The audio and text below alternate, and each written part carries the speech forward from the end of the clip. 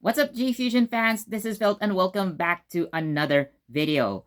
So, I've just watched Kingohger episode 48, and I can't believe that after this episode, after this episode, there's only two more left.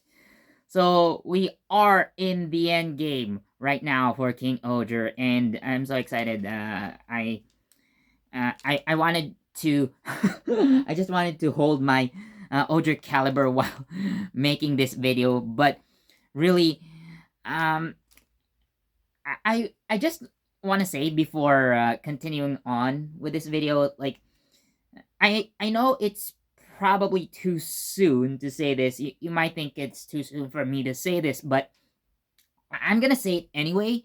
Like King Oger is a masterpiece. Already, it's a 5 out of 5 for me.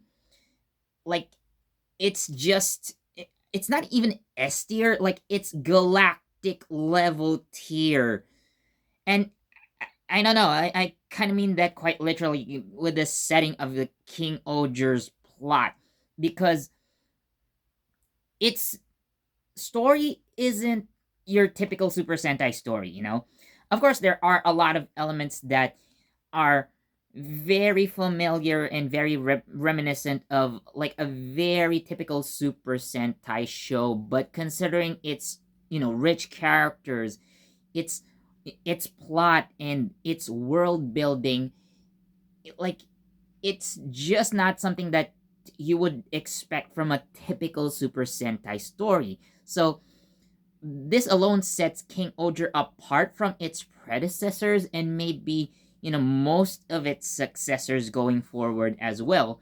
Which is why, again, for me, I guess I would have to say King Oger is probably the best Super Sentai show out there. You know, I mean, even with its connections to, again, Liu Soldier, or not Liu Soldier, rather, Kyoryuger, I'm sorry. Uh, though, again, it kind of it still kind of anchors, King Oger into the actual Super Sentai universe that we've come to know. And even with that, like, if you remove those team up episodes with the Kyoryugers, King Oger is going to stand on its own as a show. You don't need to watch any other Super Sentai show in order to get into King Oger. And like for a first time viewer of Super Sentai, I think it's a good entry point, in my opinion. But again, that's just me. But let's cut to the chase and talk about episode 48. And of course, before I begin, there are going to be spoilers. So I highly recommend that you watch this video after you've seen episode 48 when it already comes out on the internet, and you can continue on with this video after that. But if you don't mind, or if you don't mind the spoilers, then enjoy anyways. So with that said, let's start. Now, what I really want to talk about with or about episode 48 is the King Oger's grand plan for their people. So considering the level of threat that Dogdead poses, so the six kings have decided that they are going to, you know, evacuate every citizen. And it's not just an ordinary evacuation, they're going to send everyone to another planet. Just as with what their ancestors did like 2000 years before the series started. So going back to the I'm saying Ryu Soldier, but Kyoryuger team up episode, so we do learn that indeed the ancestors of the King Ogers have actually come from this earth, or at least the canonical Super Sentai universe that we know. Again, that's what connects them to the main Super Sentai universe. But after finding a wormhole, so they're transported into what they would call Chikyu or Terra if you would go by fan subs. But I'm calling it Chikyu because that's what they call it anyway. So the King Ogres basically have this in mind as well. So if their ancestors have come to their planet, to the Chikyu that they know, they could send everyone to another planet where they can begin anew. But this is where the fun part begins. So, of course, as I've said earlier, so we are in the end game, and well, the final battle is going to happen. So, the King Ogres face off against Dugdead, and you wouldn't expect this fight to go the way it happened, considering the developments in previous episodes. What do I mean here? So in episode 47, or at least by episode 46, so like for the past couple of weeks, the King Ogres have actually, unlocked new powers that they knew they would need in order to defeat Dugdead, but they had different plans in mind. So each King Ogre had, a particular heirloom that they use to, to power up themselves. A good example of that would be the Ogre crown, or the Ogre crown lance. But we do see that the focus is on the crown right now.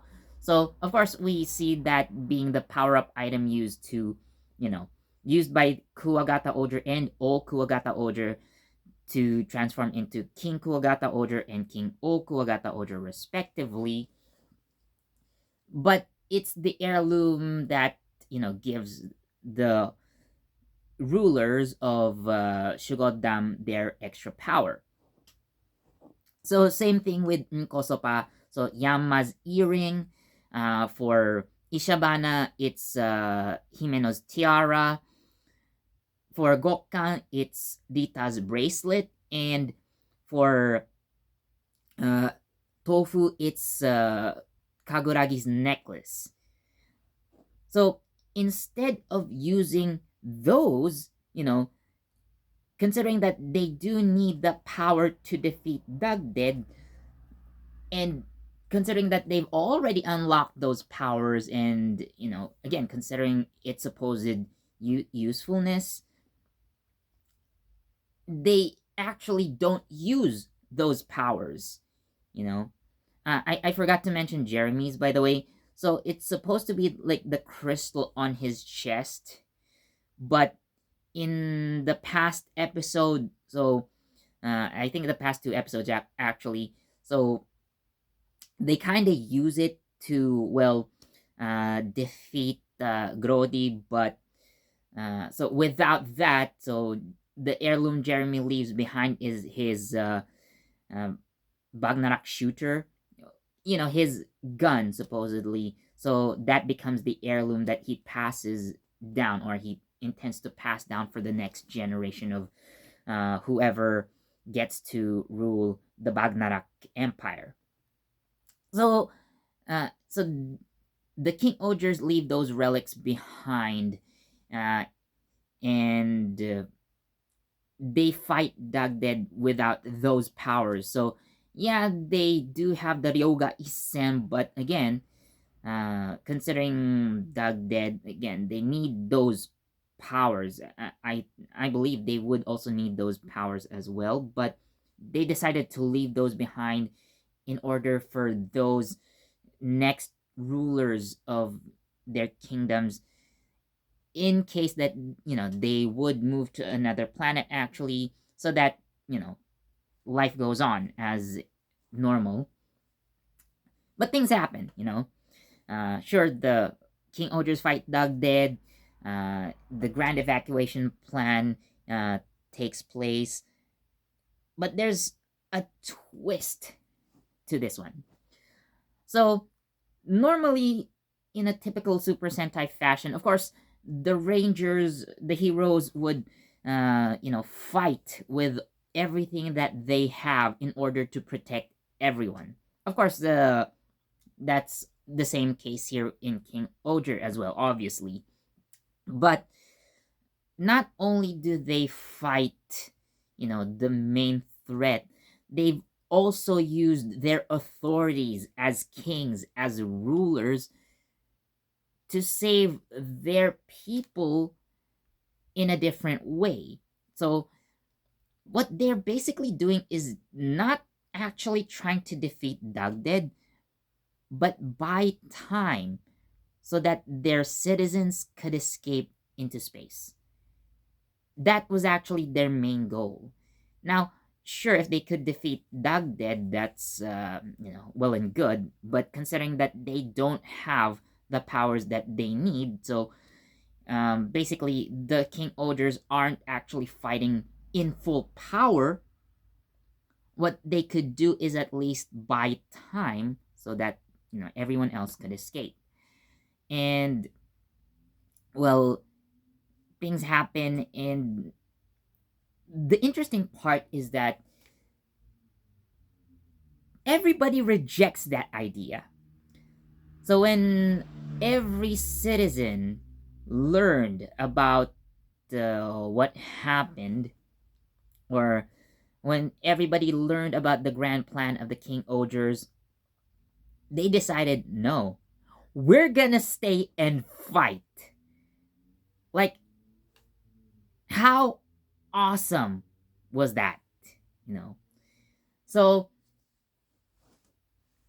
I think the closest we would have in the Power Rangers franchise would be, I believe it's Power Rangers in Space. Although not really everyone, stood up, or not necessarily fighting the enemy, but everybody stood up to protect the Rangers' identities. However, King Oger takes that, and like literally everyone decides to stay and actually fight.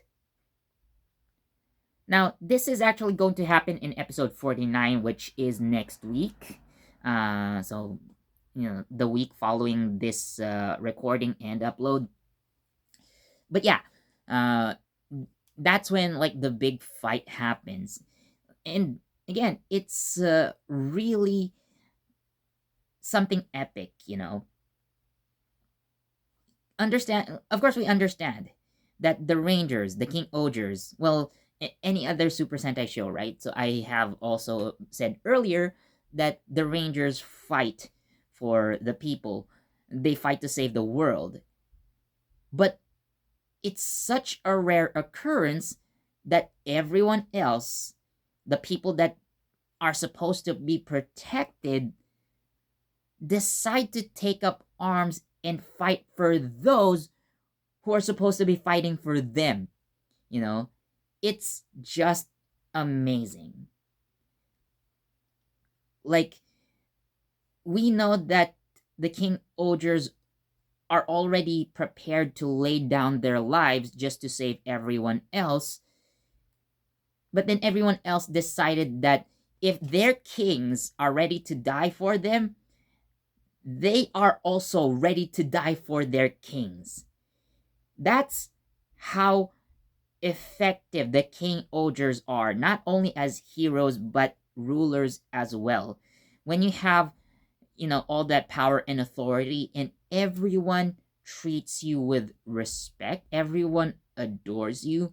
Of course, you know, not not everyone's perfect. They each have their own flaws, and bad things have happened in the past, but in the end, everybody decides to fight for the King Ogers and stand their ground. Like, this is our planet. We are going to save it.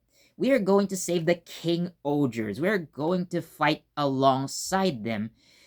So, you know, maybe maybe we'd win, maybe we'd lose, and everything will end. But the fact of the matter is, like, everyone stands together and fight.